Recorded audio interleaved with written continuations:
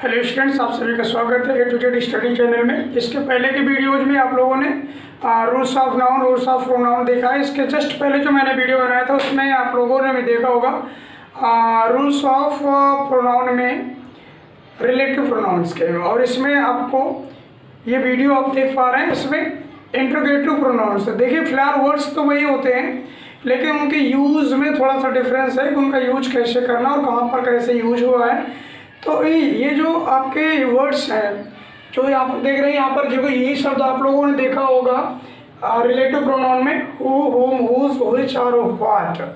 और यही आपको यहाँ पर इंट्रोगेटिव प्रोनाउन में, इंट्रोगेटिव से देखो समझ रहे हैं कि हम इन शब्दों का, जिन शब्दों का प्रयोग क्वेश्चन करने के लिए यूज करते हैं उनको हम इंट्रोगेटिव वर्ड्स कहते हैं। और ऐसे जब वही वर्ड किसी नाउन या प्रोनाउन को क्वालिफाई कर रहा होता है तो वो किसी नाउन के बदले यूज किया हुआ है तो आपका प्रोनाउन हो जाएगा। ठीक है, तो इसको ध्यान देना है। तो इनके कई बार बच्चों को समझ नहीं आता कि ये कैसे किसी नाउन के बदले बोला जा रहा है, बट वहाँ पर जब ये इंट्रोगेटिव प्रोनाउन का यूज करके उसके बाद उसके क्वेश्चन के आंसर को हम लाते हैं, जब आंसर सर्च करते हैं, उसका आंसर पता करते हैं, तो आंसर जो होता है हमारा कोई ना कोई नाउन ही होता है।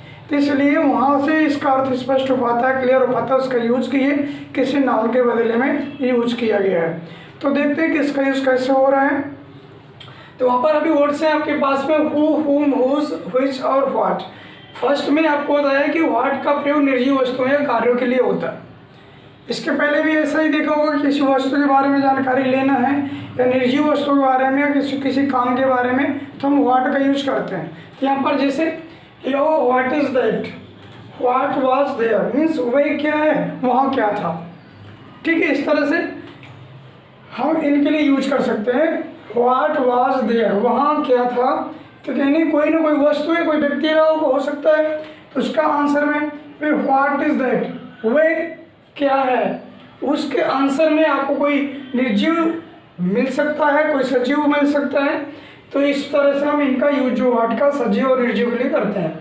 नेक्स्ट है आपका कि व्हाट का प्रयोग व्यक्तियों के लिए। देखो इसके पहले जो वीडियो मिला है आप लोगों को उसमें बताया गया होगा, इसके पहले आप लोगों ने पढ़ा होगा व्हाट का यूज हम निर्जीवों के लिए करते हैं, परंतु ऐसा नहीं, व्हाट का यूज हम सजीवों के लिए भी करते हैं। लेकिन कैसे, किसी उसकी पोस्ट के लिए या उसके व्यवसाय के लिए जब बात करते हैं किसी व्यक्ति के लिए, तो हम वहाँ पर उस व्यक्ति के लिए व्हाट का यूज कर देते हैं। जैसे यहाँ पर बताया कि व्हाट का प्रयोग व्यक्तियों के लिए भी करते हैं जब उसके पद या व्यवसाय के संबंध में प्रश्न किया जाता है। जैसे व्हाट इज योर फादर, इसका मतलब ये कि तुम्हारे पिताजी क्या हैं। तो ये व्हाट किसके लिए यूज हुआ है, पिताजी के लिए। तो ये सजीव होते हैं, इसके लिए यूज हुआ है। लेकिन कब, इसका मतलब यहाँ पर उनकी पोस्ट के बारे में, उनके काम के बारे में जानकारी ली जा रही है।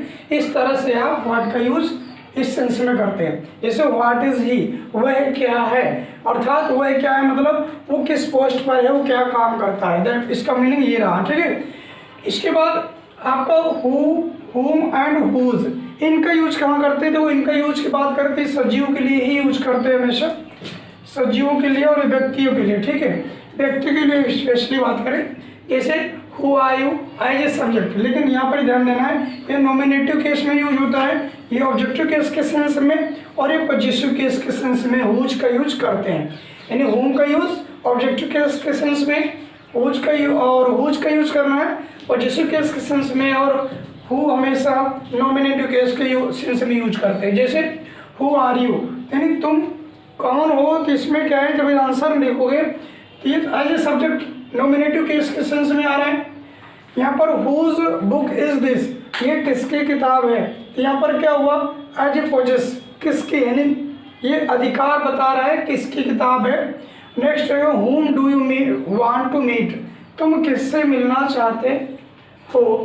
तो इस तरह से whom का यहाँ पर देखो किससे के अर्थ का जो आपको इस क्वेश्चन का जब आंसर लिखेंगे तो ऑब्जेक्ट मिलेगा, इसलिए हमेशा इसका होम का क्वेश्चन करने से ऑब्जेक्ट मिलता है, इसलिए ऑब्जेक्टिव केस में ही यूज करते हैं, ऑब्जेक्टिव केस के सेंस में।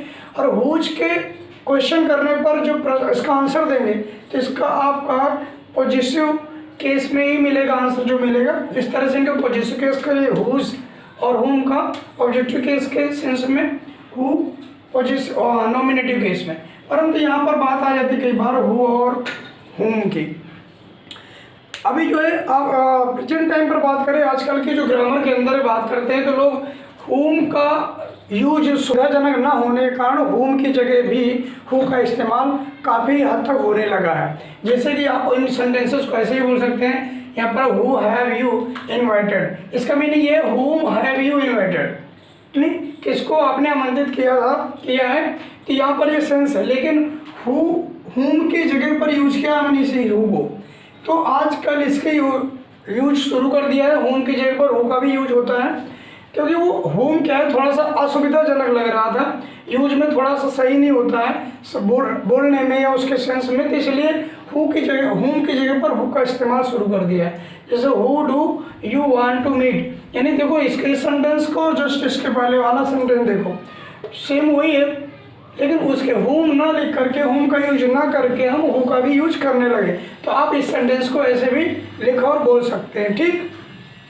नेक्स्ट है which, इन रेस्ट्रिक्टेड चॉइस में, रेस्ट्रिक्टेड चॉइस मीन्स एक सीमित चुनाव के लिए, सीमित चुनाव में हम which का यूज करते हैं, वो सजीव के लिए भी यूज हो जाता है। जैसे which is your father, which is your father means यहाँ है कि यहाँ पर कुछ लोग खड़े होंगे या बैठे होंगे, तो उनमें से तुम्हारे पापा कौन हैं, ये क्वेश्चन है यहाँ पर। यानी ऑल ओवर से बात नहीं करेंगे, जो कुछ एक लिमिट होगी उन लोगों में, व्यक्ति में से कौन है तुम्हारा, जो प्रश्न किया जा रहा है पिताजी की बात की है तो उनमें से तुम्हारे पिताजी कौन है।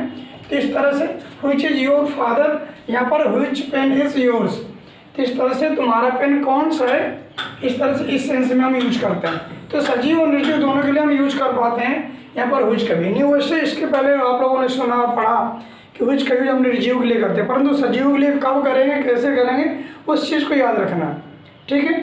तो ये यहाँ से कि एक जब सजीव के लिए तब करते हैं जब हमें एक सीमित चुनाव करना है, सीमित व्यक्तियों से, सीमित वस्तुओं में से पूछा जाता है कि इनमें से तुम्हारी वो वस्तु कौन सी है।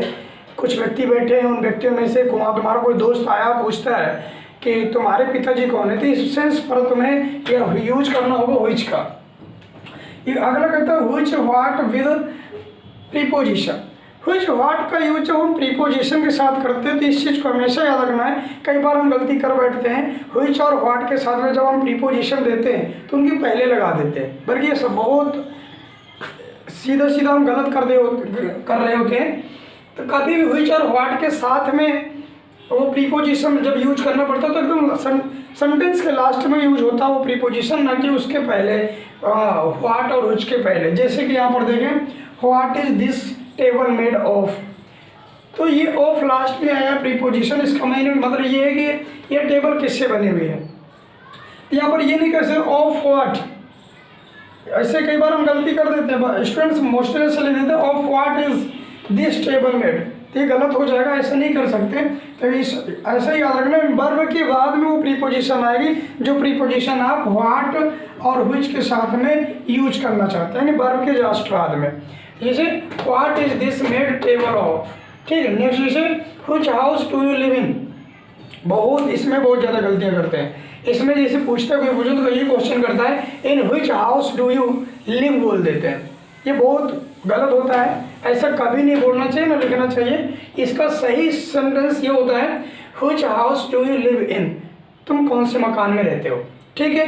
कभी भी ऐसा नहीं। और लिखने में बोलने में क्या करते हैं लोग, इनको यहाँ पर ले आते हैं, इन which house do you live कह देते हैं, ये गलत होता है। बल्कि याद रखना है वो उस सेंटेंस में जो वर्ब आई है तो उस वर्ब के बाद में उस प्रीपोजिशन का यूज करते हैं, यदि which और what के साथ में प्रीपोजिशन यूज करना पड़े तो, ठीक है। इस तरह से याद रखना है। और आगे भी अभी प्रोनाउन का पार्ट पूरा कंप्लीट नहीं हुआ है, तो प्रोनाउन का और पार्ट देखने के लिए तो दोस्तों आप लोगों से रिक्वेस्ट है कि यदि चैनल को सब्सक्राइब नहीं किया तो चैनल को सब्सक्राइब करें, और वीडियो अच्छा लगता है तो दोस्तों के साथ शेयर करें, लाइक करें, कमेंट करके बताएं कौन सा पार्ट अच्छा लग रहा है, या किसी पार्ट में कोई प्रॉब्लम आती है तो मुझे बताएं, उसको मैं कोशिश करूँगा और बेहतर देने के लिए, ठीक है। तो अगली वीडियो मिलते हैं, नमस्कार दोस्तों।